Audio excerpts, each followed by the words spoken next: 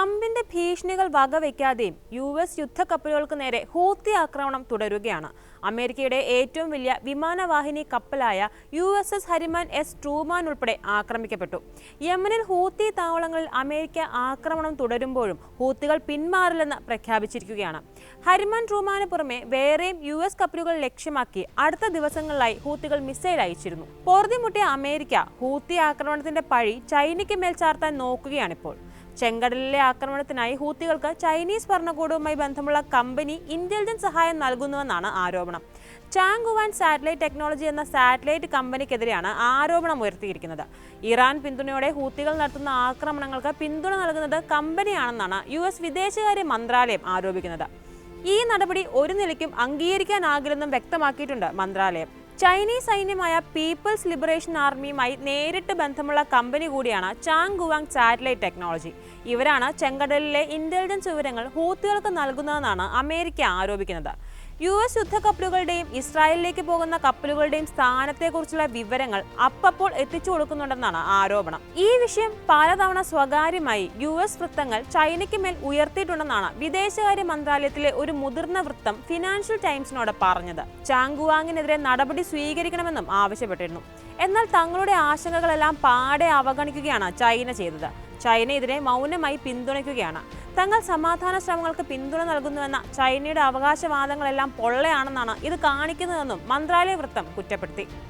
Chinese communist പാർട്ടിയെയും Chinese കമ്പനികളെയും അവരുടെ പ്രവർത്തനങ്ങൾ നോക്കി വേണം വിലയിരുത്താനെന്നും പൊള്ളയായ വാക്കുകൾ കേട്ട് വിശ്വസിക്കരുതെന്നും സഖ്യകക്ഷികളോട് ഉണർത്തുകയും ചെയ്യുന്നുണ്ട് അദ്ദേഹം.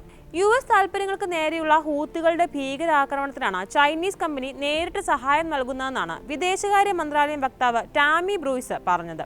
ഹൂത്തികൾ പോലുള്ള വിദേശ ഭീകര സംഘടനകളെ പിന്തുണയ്ക്കുന്ന ആരെയും അമേരിക്ക വെച്ച് പൊറുപ്പിക്കില്ലെന്നും അദ്ദേഹം വ്യക്തമാക്കി. 2023 ഒക്ടോബർ 7 ഗസയിൽ ഇസ്രായേൽ ആക്രമണം ആരംഭിച്ചതിന് പിന്നാലെയാണ് ഹൂത്തികൾ ചെങ്കടൽ യുദ്ധം പ്രഖ്യാപിച്ചത്. ഫലസ്തീനികൾക്ക് ഐക്യദാർഢ്യം പ്രഖ്യാപിച്ചായിരുന്നു ഹൂത്തികളുടെ നീക്കം.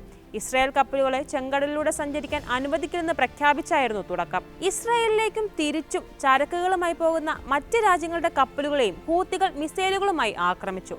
ആഗോള സമുദ്ര വ്യാപാരത്തിലെ സുപ്രധാന പാതകളിലൊന്നാണ് ചെങ്കടൽ. ഹൂത്തി ആക്രമണം വൻ തിരിച്ചടിയാണ് ഇസ്രായേലിന് വരുത്തിവെച്ചത്. 100 കണക്കിന് കപ്പലുകൾ ഹൂത്തികൾ ആക്രമിച്ചു. 2 കപ്പലുകൾ കടലിൽ മുക്കുകയും 1 കപ്പൽ പിടിച്ചെടുക്കുകയും ചെയ്തു.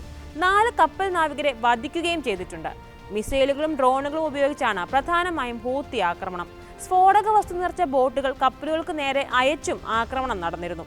ഹൂത്തി ഭീഷണിയെ തുടർന്ന് നിരവധി കപ്പലുകൾ ഇസ്രായേലിലേക്കുള്ള ചരക്ക് ഗതാഗതം നിർത്തിവെച്ചു. പിന്നീട് ആഫ്രിക്കയിലൂടെ ദീർഘദൂരം കറങ്ങിത്തിരിഞ്ഞാണ് മിക്ക കപ്പലുകളും ഇസ്രായേലിലെത്തിയിരുന്നത്. ഇതുമൂലം ശതകോടികളുടെ നഷ്ടമാണ് മേഖലയിൽ ദിനംപ്രതി റിപ്പോർട്ട് ചെയ്തിരുന്നത്. ഹൂത്തികളുമായി സഹകരണമുള്ള ചൈനീസ് റഷ്യൻ കപ്പലുകൾ ഒരു ഭീഷണിയുമില്ലാതെ ഇതേ സമയത്ത് ചെങ്കടൽ വഴി ഗതാഗതം തുടരുകയും ചെയ്തിരുന്നു. ഒടുവിൽ ഹൂത്തികൾക്കെതിരെ അമേരിക്ക, ബ്രിട്ടൻ ഉൾപ്പെടെയുള്ള സഖ്യകക്ഷികളുമായി ചേർന്ന് സംയുക്ത നാവിക ഓപ്പറേഷൻ ആരംഭിച്ചിരുന്നു. എന്നാൽ ലക്ഷ്യം കൈവരിക്കാനാകാതെ ഈ ഓപ്പറേഷൻ പാതി വഴിയിൽ പരാജയം സംബന്ധിച്ച് പിന്മാറി. ഭീഷണികൾക്കും ആക്രമണങ്ങൾക്കും മുന്നിൽ ഹൂത്തികൾ പിന്മാറിയില്ല. ഇതോടെ ഇസ്രായേലിലെ പ്രധാന തുറമുഖങ്ങളെല്ലാം ഏറെക്കുറെ പ്രവർത്തനരഹിതമായ സ്ഥിതിയായി. സുരക്ഷാ ഭീഷണിയെ തുടർന്ന് നിരവധി കപ്പലുകൾ ഇസ്രായേലിലേക്കുള്ള സഞ്ചാരം തന്നെ നിർത്തിവെച്ചു. ഇതേ തുടർന്ന് ഇസ്രായേലിൽ വൻ സാമ്പത്തിക നഷ്ടമാണ് റിപ്പോർട്ട് ചെയ്തത്.